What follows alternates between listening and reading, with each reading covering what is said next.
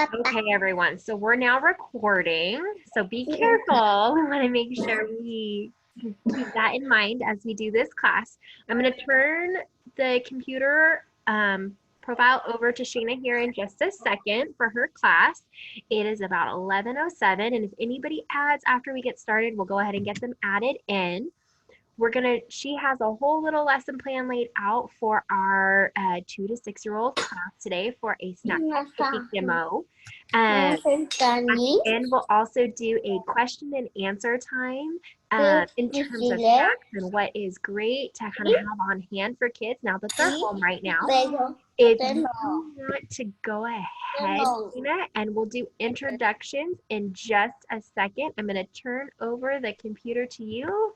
And we're going to spotlight your video, and then you are good to go. Right. There you go. Yay! All right. Well, welcome to our first ever kids cooking class for ages 2 to 6. We're going to read a story and then make a snack, and then we'll open it up at the end to questions. Wanted to introduce my 2 little helpers. So first, I'm Chef Shayna. I've owned a cooking school for kids here in town for the past 10 years, but now instead of having a physical location, do mobile classes, teach in schools, and do a monthly supper club workshop where we prepare 10 meals, we take them home, freeze them, and then they're good for the slow cooker and Instapot to help you get dinner on the table. But today I have my special helpers home from school. This is Alexandria, she's 7 years old, and I have Caroline here with me who's 4 years old. So say hi, girls. Hi. All right, and they're gonna go take seats and get ready for the class too. All right. And then Shayna, real quick, I went ahead and muted everybody else's computers except for yours. If someone has questions, kids, if you have questions, Renata or Leonardo, you guys have questions, just raise your hand and wave it at me, and I'll go ahead and unmute you. That way everyone who's going to be watching the recording later can still hear you, Shayna. Sounds good. Perfect. All right. Well, today we're going to read a story, and this happens to be one of my favorite stories to read. It's called Chopsticks, and it's written by Amy Krauss Rosenthal. So we're going to read the story first, and then we're going to dive into making our snack. We'll get started. You can see with chopsticks, we often eat sushi, but there's other things that we can eat with chopsticks. Can anybody think of some things? Maybe noodles, pho, soup. All right. Perhaps.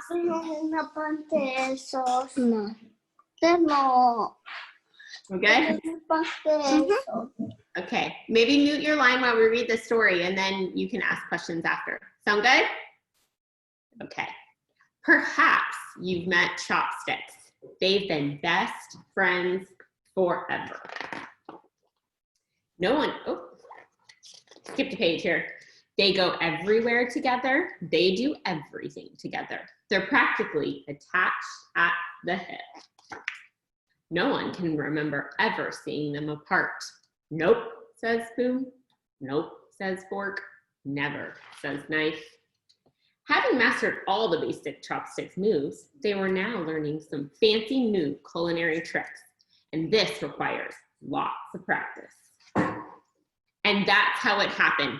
Snap, just like that. He needs a doctor. Ouch, he says. Chopstick was quickly whisked away. Do you see the tool that whisked him away? Whisk. The others all waited quietly. No one stirred, not even Spoon. The glue says, it was a clean break. He just needs to stay off it while it sets. So day in and day out, Chopstick never left his side until he says, listen, you need to get out, venture off on your own a bit. And his friend asked, what could I possibly do without you? Nothing, that's what. You'd be surprised. Go, my friend, and then come back and tell me all about it. Go, chop, chop. At first, Chopstick was just plain stumped. Then, slowly but surely, new and unusual ideas presented themselves. He began to see all that was possible. He shoots, he scores. Here he's a shish kebab stick or a skewer. How do I look? And Sugar says, sweet. Here they're playing pickup sticks. You moved. No, I didn't. And here he's pole vaulting over the recipe book. Here he's testing a muffin. Needs a few more minutes. Indeed, Chopstick had learned to stand on his own, and this changed everything. Unexpectedly, being apart had made each of them even stronger. How's that leg? Feels fantastic. And not only that, they realized how many great new things they could now share, like playing the drums, painting a picture, drawing circles. Knife knew this revelation called for a toast. He was sharp that way. To Chopsticks, to standing on our own, and to sticking together. Hit it, boys. And he's playing Chopsticks, the song, on the piano. All right, so now, after reading our chopstick book, we're gonna make a snack that you can eat with chopsticks or with your fingers or with a fork. We are gonna make sushi sandwiches. So for our sushi sandwiches, you need just a couple of supplies, and most of them are supplies you have at home, but if not, we can improvise. So the first thing you'll need is a slice of bread.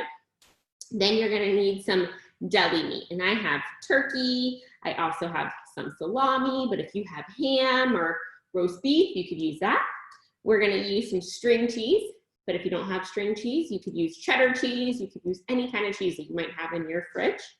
We have some spinach today, and today, because I had some in my fridge, I'm gonna use some shaved carrots as well, and then a little bit of hummus as a spread.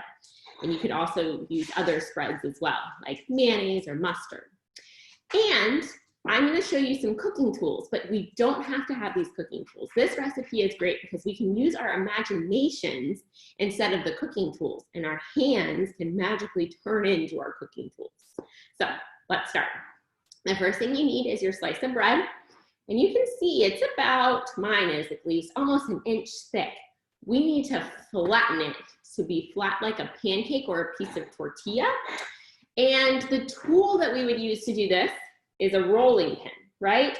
The rolling pin would go onto the bread, and we would push on it really hard and roll it back and forth and back and forth. But if you don't have a rolling pin, that's okay. You can simply put your hands together. Girls, you can put your hands together, and you can just push on the bread as hard as you can. Use those strong, strong muscles that you have, and push on your bread to make it flat using your hands. So now you can see my bread is flat like a piece of paper. All right, the next tool that we're gonna pretend like we maybe have are these tools. Does anybody know what these are? These are called spatulas. Were you gonna say that, Renata? Yes, good. So we have spatulas. This spatula, we're not gonna pretend like we're using today. This spatula would maybe be used to flip pancakes, right? This spatula could be used to stir cupcake batter or pancake batter. It could also be used to spread things on. So today we could use a spoon or a butter knife, and I have a little bit of hummus that we're gonna put right onto our bread. And again, if you don't have hummus, you could use mustard. We can use the back of the spoon, and we're gonna paint our bread with the hummus, just like this. To cover that up, kind of like we're painting. And this is gonna be the glue. There we go. So it's covering our bread, okay? The next tool we're gonna pretend like we're using is my big sharp chef's knife. This really isn't a big sharp chef's knife, but we're pretending because we want to learn how to be able to eventually use a big sharp chef's knife. So we hold our knife by the handle. We put one finger on one side of the blade, one finger on the other, and we can use this to do what? We use it to chop. Yes, we can chop our ingredients. Well, today we don't have to use our knife, but we're gonna use our pincher fingers instead. And today we're gonna pinch our piece of spinach. So I'm gonna first pinch off the stem and discard that. And then I'm gonna break my spinach into tiny, tiny little pieces. And if you're thinking, oh, I don't really like the taste of spinach, make it even smaller, like sprinkles on top of the hummus. So pinch it into a bunch of little pieces. And if you want, you can count how many pieces you're pinching as you put it down onto your hummus. There we go. We'll cover it up there. And again, like I said, today, because I had it, I decided to put a little bit of shredded carrots. And I'm gonna lay those down on there too. I try to eat the rainbow, so I try to get as many colors as I can into my snacks that I'm making. So now we have some green and some orange. All right, the next tool that we're gonna pretend like we're using today is my cheese grater. And cheese graters are nice and shiny, but they can be sharp. So we don't wanna grate our fingers, we just wanna grate whatever it is that we're gonna be grating. Maybe something like cheese is good to grate. Today we're not gonna use our cheese grater, we're gonna use our string cheese, and again, our pincher fingers. And we're gonna pull the cheese and put it on our sandwich. So this is great for little ones to do because you don't have to worry about them hurting their fingers. But if you do have cheddar cheese or something like that, you can either slice it for them and have them break it apart or supervise them in using the cheese grater. A couple of different options for all different ages. So I'm grating my string cheese here. Your hands. With my hands, thank you. And putting that right onto the other ingredients. And I forgot to talk about this when I start. Usually before we start cooking, we always wash our hands. Hopefully you guys did that with soap and water. We've been washing our hands a lot lately. And we wait till the very end to eat after we say a magic word. So we'll say that at the end, okay? All right. Then the last thing is I have my turkey that I'm gonna lay on top. And today I also have salami. I haven't been to the grocery store in quite some time. So we're making do with what we have here. So we have turkey and salami. We're gonna put that on top. Now, we have to roll it up like sushi after we lay that turkey and the salami on there. So to do that, we're gonna fold in one corner, the corner that's closest to me, and we're gonna keep rolling. We're gonna roll it and pull it tightly, roll it and pull it tightly, and then press it down like such.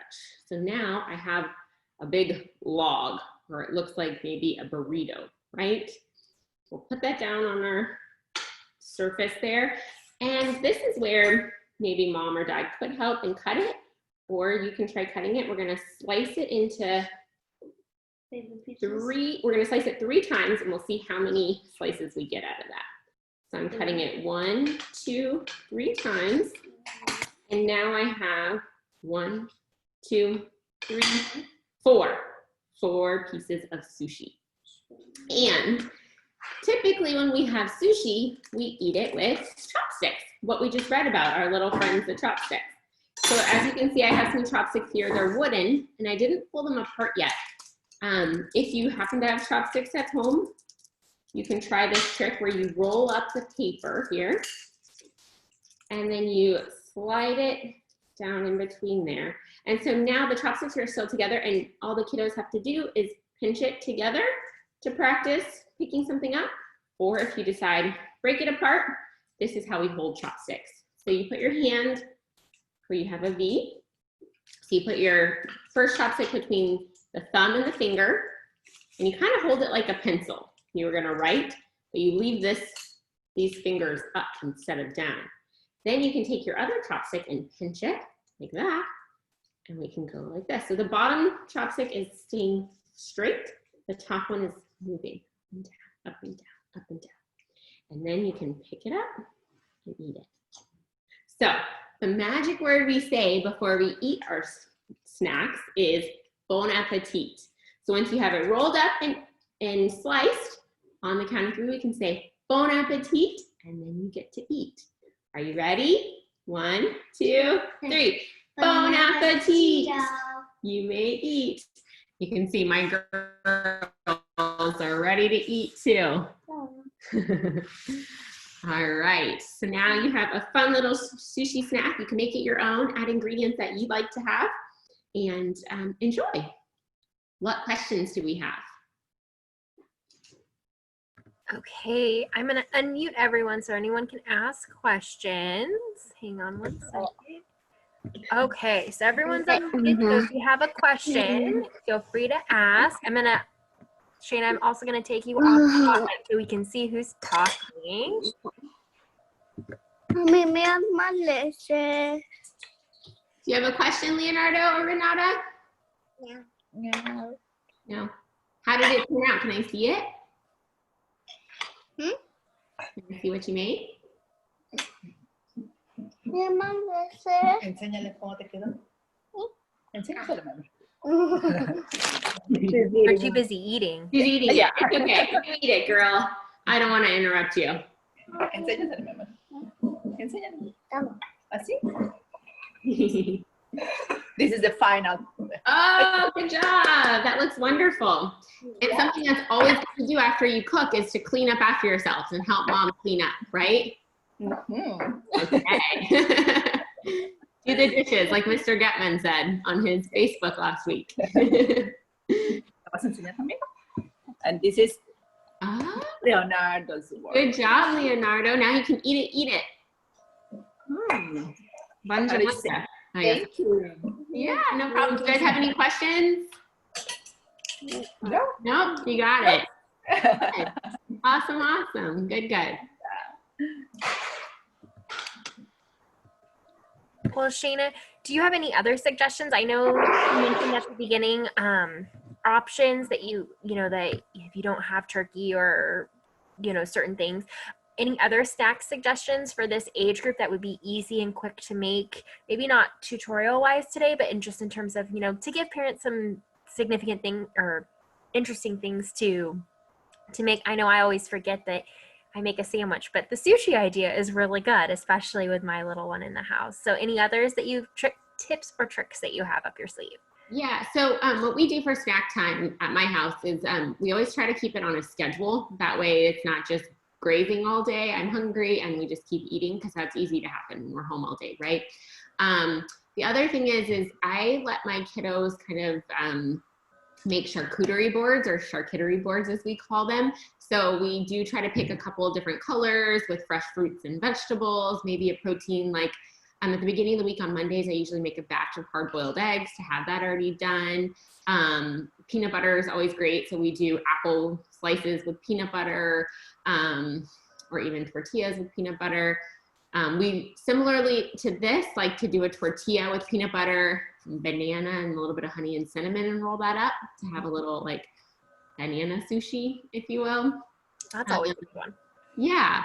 So trying to get the fresh fruits and vegetables in there. I typically have them in the drawers in my fridge just to make them easily accessible. So they'll eat things like carrots and tomatoes and cucumber slices. What other are some of your favorite snacks, girls? Tomatoes, yes. Bell peppers. Bell peppers, the little mini bell peppers are great for snacks. And then, I tend to keep like the processed foods and chips to a minimum, but we still have them. We did a fun activity with goldfish and counting and graphing. I had the colored goldfish. So yeah, that's some of my suggestions. Well, perfect. Well, I know that we'll have more people that will end up watching the video, which is always good. And the video will get posted to the website as well as sent out to everyone who registered for the class. And then it'll also go out in this week's email for everyone. And then you have another class later this week on the 1st. You picked April Fool's Day. Yes. For the older kiddos. So a little bit more age appropriate there for those that maybe have a little bit better knife skills at that point, hopefully. Yes, exactly. Well, perfect. Then I will go ahead and stop recording. Carla, if you have any other questions, you can always email us. And then we'll also post this link and you'll get a copy of it as well. Thanks so much for participating today. Yeah, thank you. Much fun for the kids. Oh, good. Well, we're glad you enjoyed it and we're glad you could join us. And you guys have a great day, okay?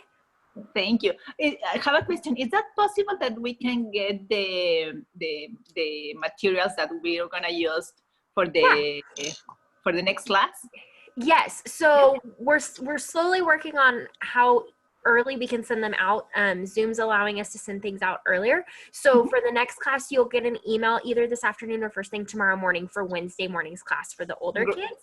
And then but you will also get a copy of this recording as well as the recipe and step-by-step instructions as well sent to you guys once this class is over. Perfect. Yeah. Thank you. You're welcome. Have a great day. You too. Say bye. Bye. Bye, guys. Okay, I'm going to stop recording.